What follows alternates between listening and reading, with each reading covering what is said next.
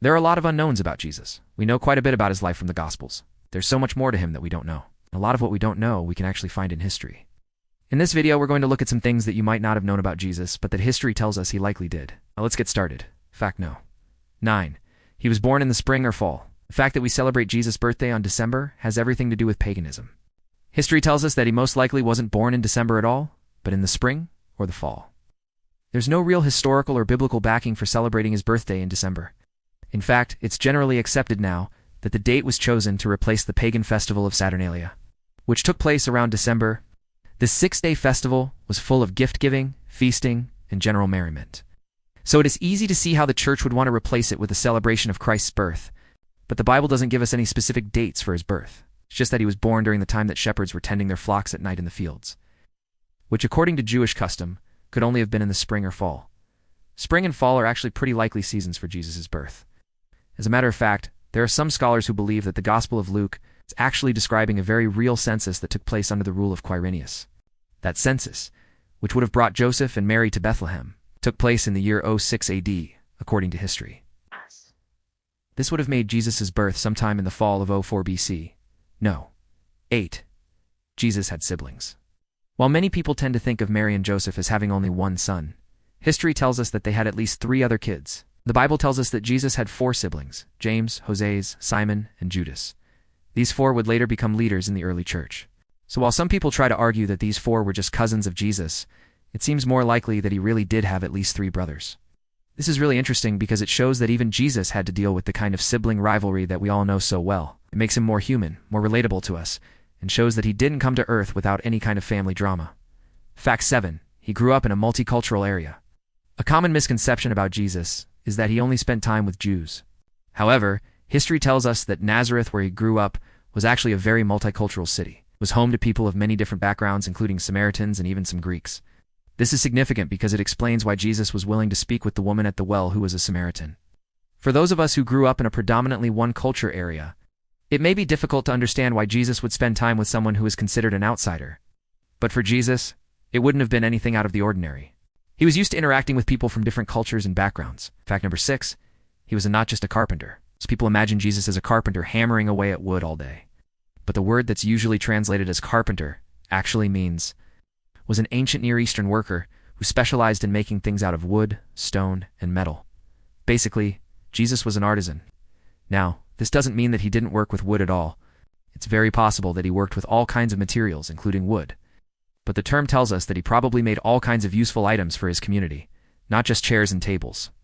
He could have made things like plows, tools, and even furniture. Either way, he was a skilled worker who was able to use his hands to make things that his community needed. Fact number 5, he was supported by women. Most people don't realize just how much women supported Jesus' ministry. Not only did women make up a large portion of his followers, but they also provided him with food and money. In fact, there were several women who followed Jesus around as he traveled, providing for his needs as he preached the good news of the kingdom. One of these women was Mary Magdalene, who was often portrayed in movies and TV shows as a prostitute, but there's no biblical basis for this claim. Another woman who supported Jesus was a wealthy widow named Anna. She gave 2 small copper coins, which may not seem like much, but at the time they were worth about a day's wages.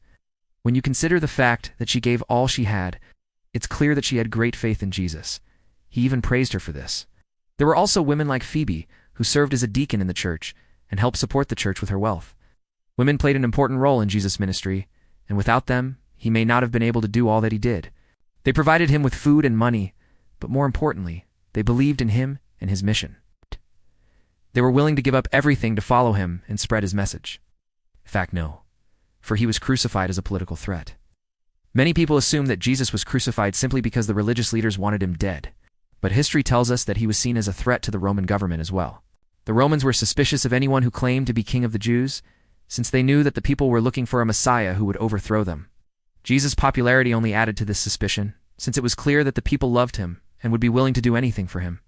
This is why Pontius Pilate was so worried when he was handed over to Jesus. He knew that if he allowed the religious leaders to crucify him, it would only add fuel to the fire and make the situation worse. But in the end, he gave in to the pressure, and Jesus was crucified. Not only was he seen as a political threat, but the religious leaders had a lot to lose if he wasn't stopped.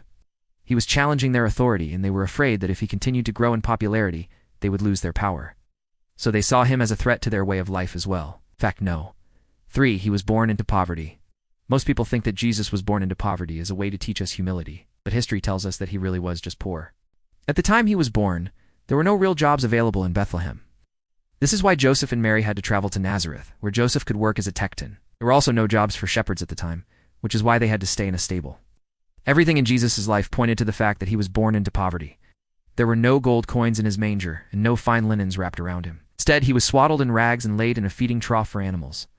Jesus was born into poverty, and it wasn't just a humble beginning. It was truly a time of great hardship. Number 2, his family fled to Egypt. Most people do and realize that Jesus' family had to flee to Egypt to escape King Herod's wrath. When they returned to Israel, they settled in Nazareth. In order to keep Jesus safe from Herod, Joseph received a dream that told him to take the child and his mother and flee to Egypt. They stayed there until Herod died, and then they returned to Israel. This is an important part of Jesus' story because it shows that he was targeted from birth. Herod was willing to kill every male child in Bethlehem in order to get rid of him. This should not be understated. Jesus was basically a refugee, someone who had to leave his home country in order to escape persecution. And finally, number 1, he often used humor. Most people don't realize just how much Jesus used humor when he taught. In fact, he was known for using humor to drive his points home. One example of this is when he told the parable of the Good Samaritan. He was able to use humor to break down barriers and connect with people. This was especially important when he was teaching because it helped people to remember what he said. Nobody ever thought that Jesus was boring, and that's partly because he wasn't afraid to use humor in his teaching. Thank you for watching. I hope that you enjoyed this video. Please subscribe and come back for more videos soon.